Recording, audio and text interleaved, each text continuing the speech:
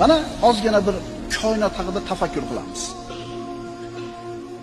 Mana Yer sayyorasi va unga eng yaqin bo'lgan yulduz Alfa Centauri deyiladi.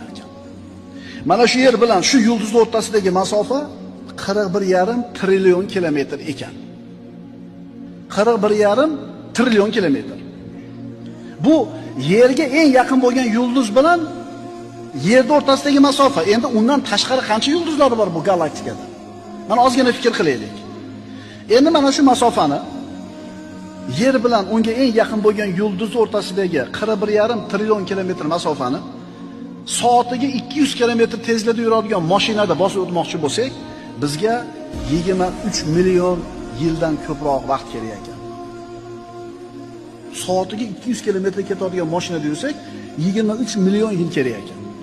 Endi undan keyingi yulduzchi? U qancha yurar ekanmiz? Bari insoniyat tarixini 10 ming yil deng.